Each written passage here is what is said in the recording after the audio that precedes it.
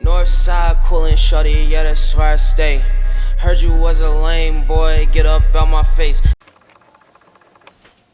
What's up, YouTube? This is MillionDollarDream. I'm back again with yet another $1 million video. And today, this is gonna be my first story time you guys have been anticipating for a long time. And I'm gonna talk about the first time when my weed got me as high as my dreams. Bruh. Yeah, guys, the first time I smoked weed, my first experience of me actually getting high. So let's go way back probably around 9th grade. So this happened in 9th grade. Now, in 8th grade, I didn't really have a lot of friends. I was not a popular kid. I got no girls. I barely had anyone's attention. Now, in 8th grade, there's this one girl came along. I'm gonna call her V. So V came along, this white girl. She had really voluptuous, really big titties, big boobies, big butt, everything. Everyone was on her dick. Okay, so she came along and she wasn't fucking with nobody. She just wanted me. For whatever reason, she wanted me. She was more attracted to me because I was quiet and I was really to myself. So then after that, at that point, she really wanted me. She really wanted my attention. So she had hit me up on Facebook and we started talking. After we were talking for about the whole summer, we were kind of dating. We're boyfriend and girlfriend. But I don't really count her as a girlfriend because we didn't really hang out that much. But we did talk a lot, so we were dating. So with her, she was really popular amongst her friends. Now, going into it was the summer of 8th grade, I was going to 9th grade, and when you're going to 9th grade, everyone always tells you all the time to make sure you're friends with the white people. Now the white people, they have the access to all the weed, all the alcohol, all the parties, they turn up, and the girls are loose, as in they go crazy. So everyone says hang out with them because they'll open the doors to you for a lot of opportunities for you, for your high school experience, I guess you could say. So we were dating, I knew a lot of her friends. Now, oncoming my freshman year of high school, I'm going to high school as a 9th grade. I went to TC Williams High School. So going into 9th grade, shout out to people that still go to TC, my rising seniors. Anyway, I'm going in there and I'm going to Mini Howard because Mini Howard is a whole different campus. So they're both two different campuses, but they both run by the same people. That makes any sense. 9th graders will go to Mini Howard. After that, 10th, 11th to 12th is at TC, and it's right across the street from each other. So I went to Mini Howard and she tells me, yo, do you want to get high? She's a big smoker. Now, her, not the girl that I was talking about, but not my ex, because my ex, over time we fell out, but we ended up being cool again. Now, through her, I met two people. I met one girl, she's from Brazil. She was bad as fuck. Really, nigga? She was bad as hell, and she was from Brazil, and I'm gonna call her C. I'm not gonna say her name. And also another girl that I met, she's Russian, and I'm gonna call her Samantha. All right, so Samantha's from Russia, CeCe is from Brazil, and CeCe was bad as fuck. Now, me and her were cool the whole entire fucking school year. We were tight, we would talk all the time. People always be like, yo, do you guys like each other? You guys like each other? Back in my head, I was like, hell yeah, I fucking want to take my dick in this bitch's throat. Really, but, nigga? Yeah, I did not like her like that. Well, I kind of did. I'm not gonna play myself. I did kind of like her, but it was more of a sexual thing. I don't know what she thought, but we were really flirty when it comes to text.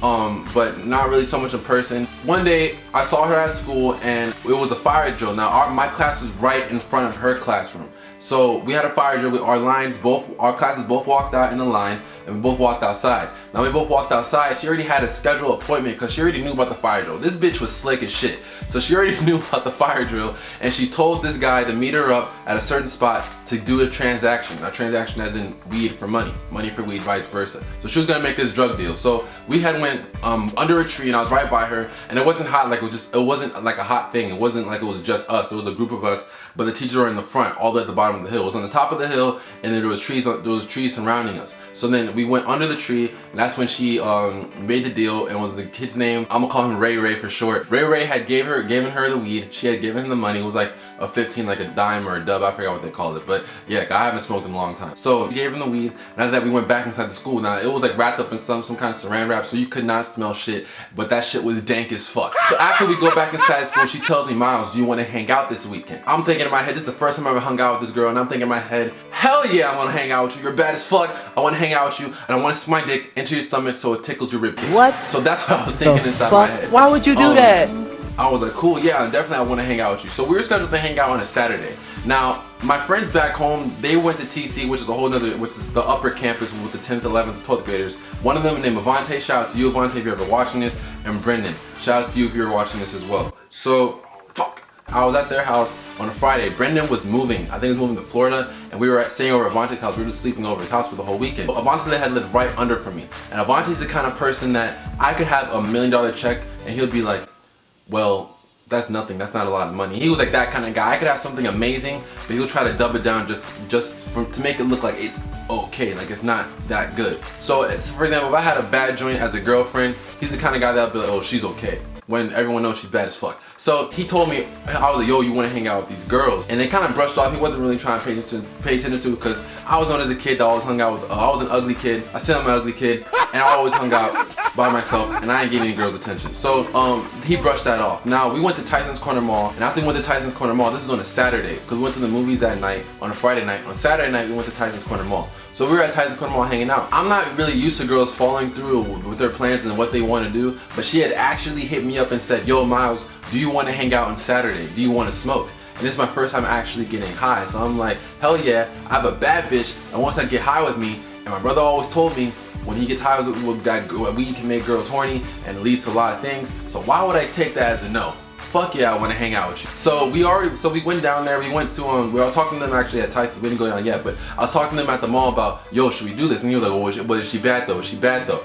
And then I was like, well, I mean, I think she is. I think she's from Brazil. She's like, she's from Brazil, and I was like, yeah. And everyone knows Brazilian girls are usually bad as fuck. And then another one's from Russia. And I showed him a picture, and he was like, oh, they're okay. And I know in the back of his head, he was like, damn, this nigga knows some bad bitches. I knew some bad bitches, okay? You can't fuck with me. And we gonna pray for these niggas. I feel like I was feeling myself. I feel like I was that guy at the moment. Mac Daddy Mac, if you know what I mean. Nigga. So then we were all hanging out, and he was like, yeah, all right, sure, I'm down. Now Vontae has never smoked weed before, so I'm pretty sure he was gonna try to front it and he wasn't gonna try to attempt to get high. So we were all hanging out. We went back to Vontae's house, and this is when she said, okay, come around 8:30. Now we were struggling to find someone that could take us there, because we couldn't find anyone that had the time to get their car and drive us there. And we finally convinced his dad to take us there. So it was me, Brendan, Avante, and we all went to Hoffman. Hoffman's right by Old Town, so Old Town's gonna play a big key in the story. So we all went down to Hoffman, and then we met them there. It was her little brother, her little brother's friend, Samantha, and another girl. I'm gonna call her Riri for short. So Riri's just white,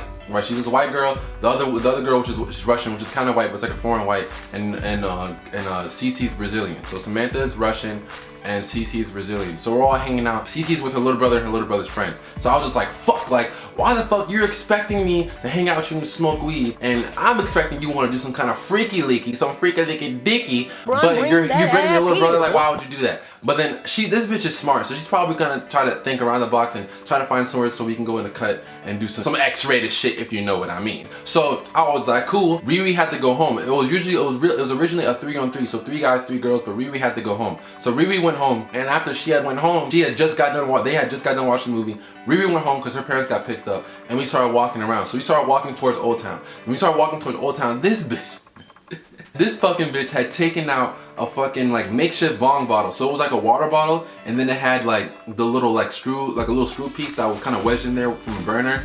And then you put the weed inside, and pause, you put your mouth on it, and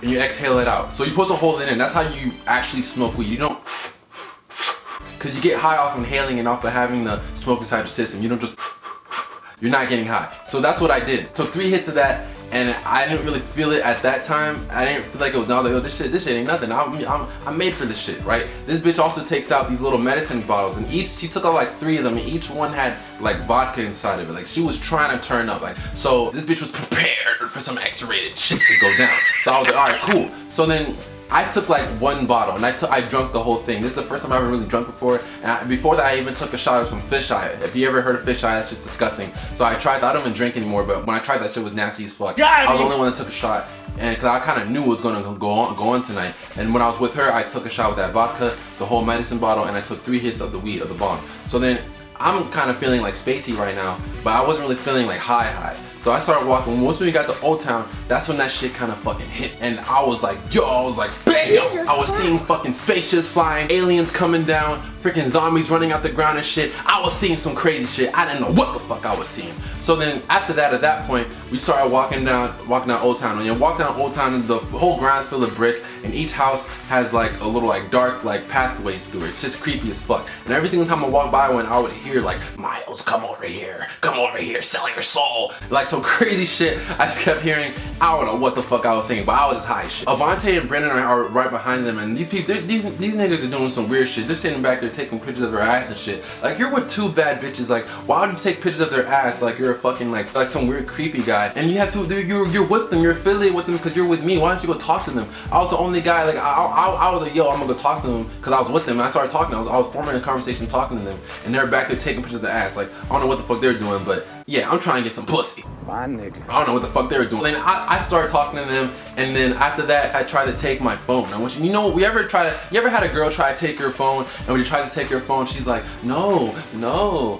and she turns to the side like this, like, no, and like putting her butt out and shit so you can grab her from the back. Like, she was doing that type of shit. So I started grabbing her from the back. She started thrusting her butt on my dick. I started getting rock hard. My dick was fucking hard as fuck. It was like harder than fucking titanium metal. That shit was hard as fuck. So then after that, I knew she felt my shit. And I don't know how we got out of that moment, but then she had sat down, and when she had sat down, she was like giving my phone back, and then like in a flirty way. Brendan and Avante were talking to Samantha. They weren't really paying attention. CeCe had so CeCe had said, give me my phone back, and after that she just boom, full flesh grabbed my meat. Grab my sausage, grab my meat stick, my meatloaf, my beef stick. I was like, yo, I was fucking sprung as shit. I was like, Jesus Christ, this bitch just grabbed my meat in front of everyone in Old Town. What the fuck? She's freaky. She wanted the D. I'ma give it to her long dick style. So I was shocked. So because I was so high as fuck, and this is when everything hit me. So I don't know what happened after that either. I think we were just talking, and everything I'm telling in this story is 100% true. So I don't know really what happened after that, how we spiraled out of that thing. But she said, yo, my mom's coming to come pick me up right now,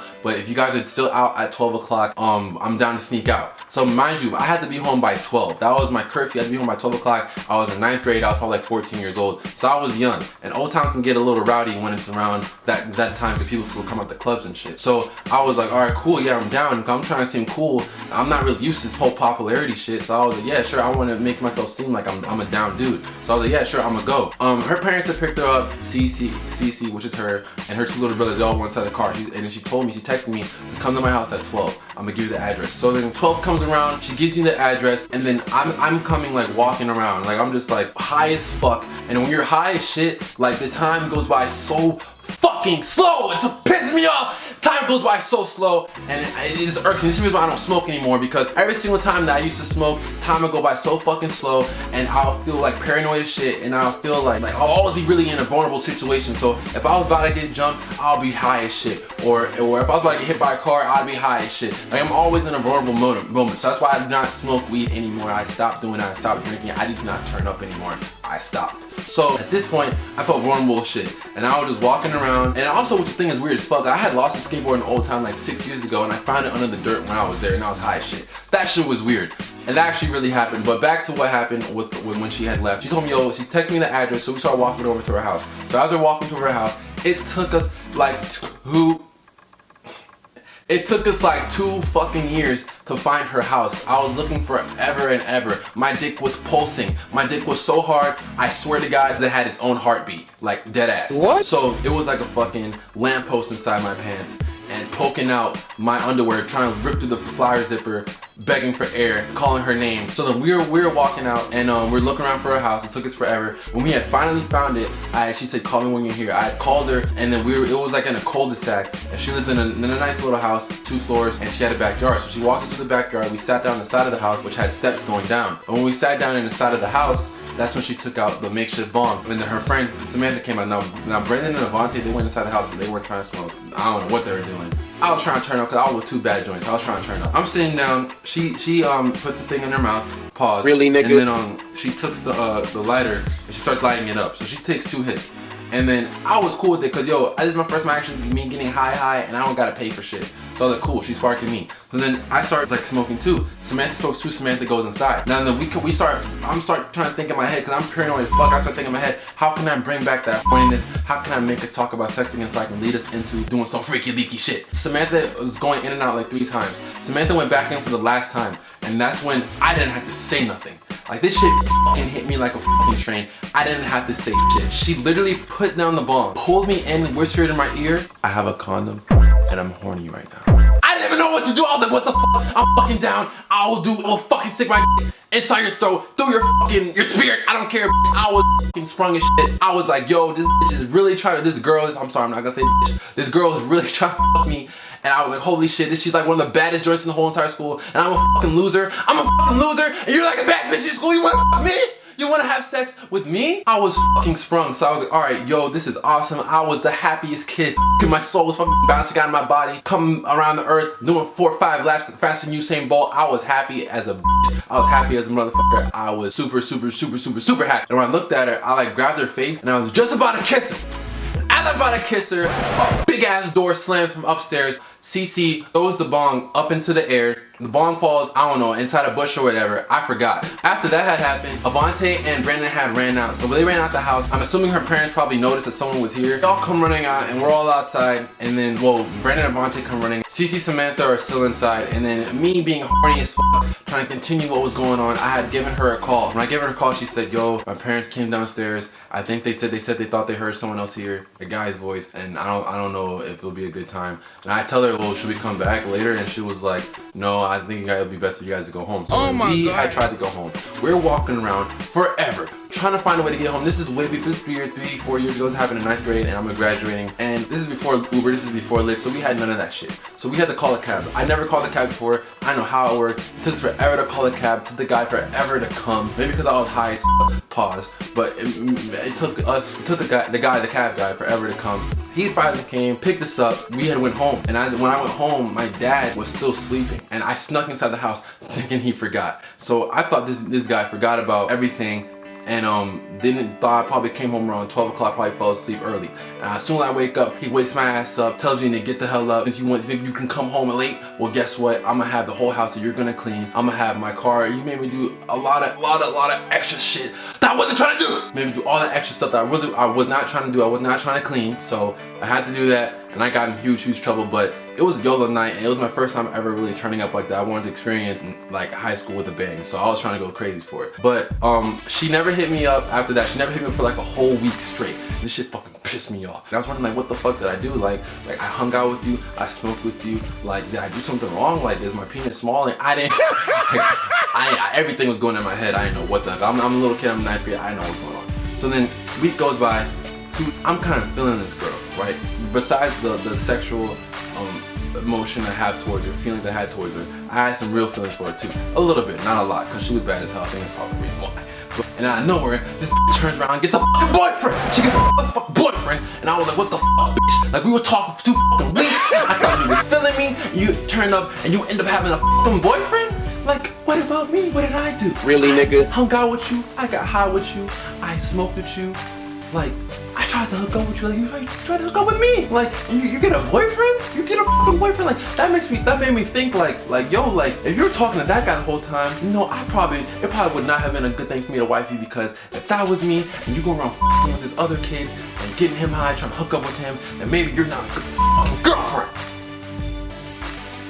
But that's pretty much what I was thinking inside my head at that time. But that's pretty much the story. The first time I ever got high, the first time I ever smoked with 2 bad joints. So this is my first story time. I'm gonna try my best to edit this away the best way I can. If you guys made it to all this to the end, I appreciate you. Show me how much you like the video by smashing that like button down below. Also, comment, tell me your funny stories, your first time getting high stories, or any kind of stories you guys got. Let me know down in the description box below. All my Instagram, my Twitter, my Snapchat, all is going to be in the description box below. So if you guys want to give me a follow, you guys can go down there and check out my content on those social media platforms. If you guys want to keep hearing more stories, I have a lot more to come. Just let me know. I'm going to keep releasing them. Appreciate you guys watching from the $1 Million Dream. If you guys aren't following your dreams, then what are you doing? $1 Million Dream signing up for another video. Peace. Hey.